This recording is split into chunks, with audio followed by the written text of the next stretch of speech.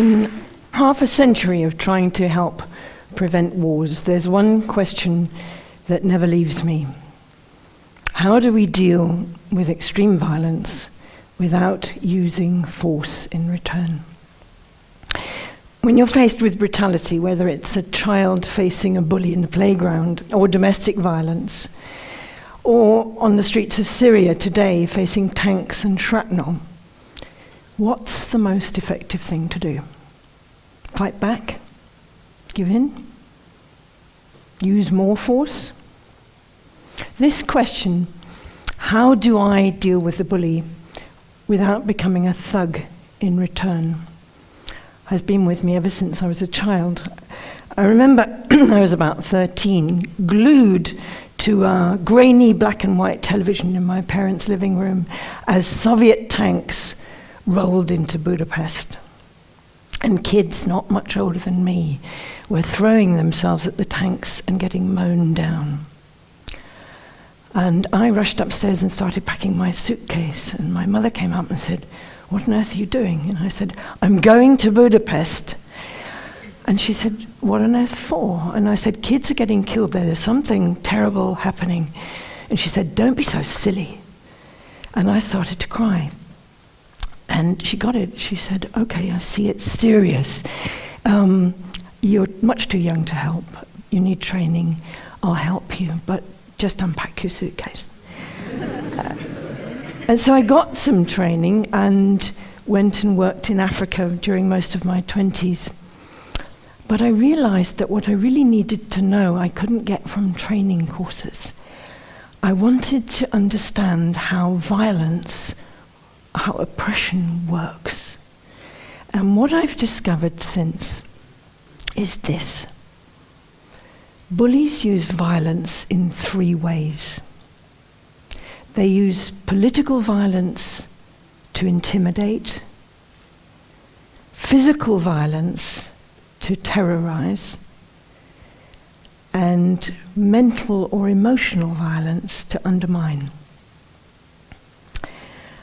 And only very rarely, in very few cases, does it work to use more violence.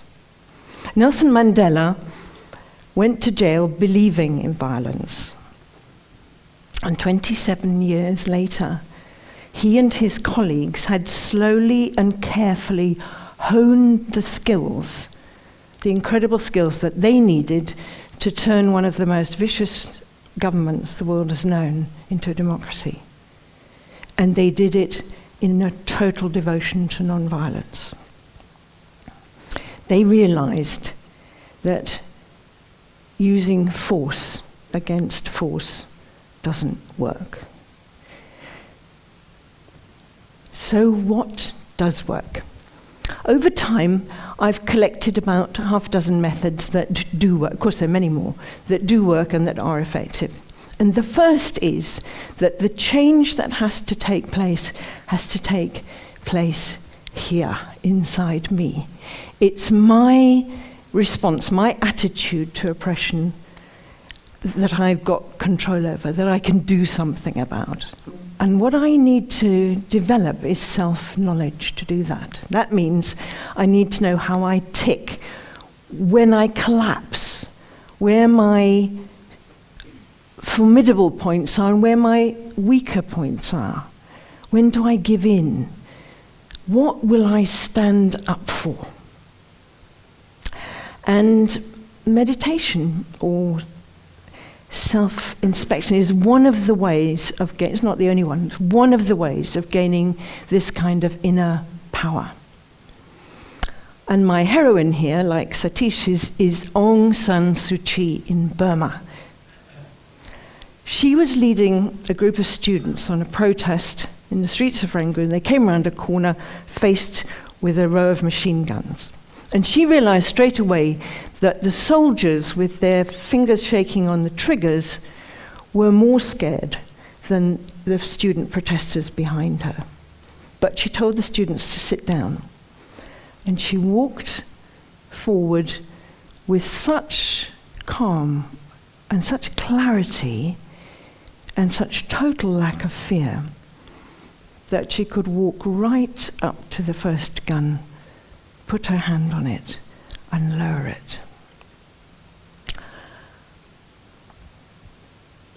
And no one got killed. So that's what the mastery of fear can do. Not only faced with machine guns, but if you meet a knife fight in the street. That we have to practice. So what about our fear? I have a little mantra. My fear grows fat on the energy I feed it. And if it grows very big, it probably happens. So we all know the 3 o'clock in the morning syndrome, when something you've been worrying about wakes you up. I see a lot of people. And for an hour, you toss and turn, and it gets worse and worse, and by 4 o'clock, you're pinned to the pillow by a monster this big. The only thing to do is to get up, make a cup of tea, and sit down with the fear like a child beside you. You're the adult. The fear is the child. And you talk to the fear and you ask it what it wants, what it needs. How can this be made better? How can the child feel stronger? And you make a plan and you say, okay, now we're going back to sleep. 7:30, we're getting up, and that's what we're going to do. I had one of these 3 a.m. episodes on Sunday, paralyzed with fear at coming to talk to you. So I did the thing. I got up, made the cup of tea, sat down with it, did it all, and I'm here. Still partly paralyzed, but I'm here. So that's fear. What about anger? Wherever there's injustice, there's anger. But anger is like gasoline, and if you spray it around and somebody lights a match, you've got an inferno. But anger as an engine, in an engine, is powerful. If we can put our anger inside an engine, it can drive us forward, it can get us through the dreadful moments, and it can give us real inner power. And I learned this in my work with nuclear weapon policymakers, because at the beginning I was so outraged at the dangers they were exposing us to that I just wanted to argue and blame and make them wrong. Totally ineffective.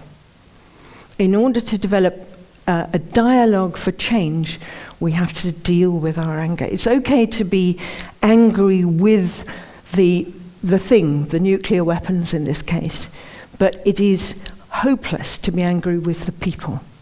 They are human beings just like us.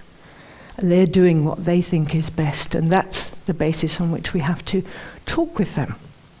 So that's the third one, anger. And it brings me to the crux of what's going on, or what I perceive is going on in the world today, which is that last century was top-down power.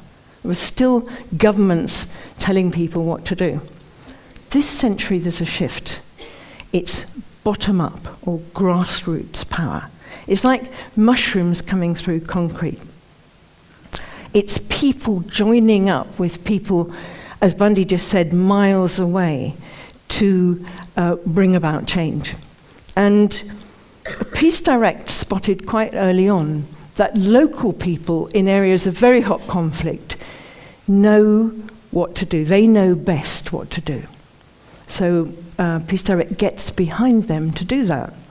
And the kind of thing they're doing is demobilizing militias, rebuilding economies, resettling refugees, even liberating child soldiers. And they have to risk their lives almost every day to do this. And what they realized is that using violence in the situations they operate in is not only less humane, but it's less effective than using methods that connect people with people, that rebuild. And I think that the US military is finally beginning to get this. Up to now, their counter-terrorism policy has been to kill insurgents at almost any cost. And if civilians get in the way, that's written as collateral damage. And this is so infuriating and humiliating for the population of Afghanistan that it makes recruitment for Al-Qaeda very easy when people are so disgusted by, for example, the burning of the Quran. So the training of the troops has to change. And I think there are signs that it is beginning to change. The British military have always been much better at this. But there's one magnificent example for them to take their cue from, and that's a brilliant US Lieutenant Colonel called Chris Hughes. And he was leading his men down the streets of Najaf in Iraq, actually.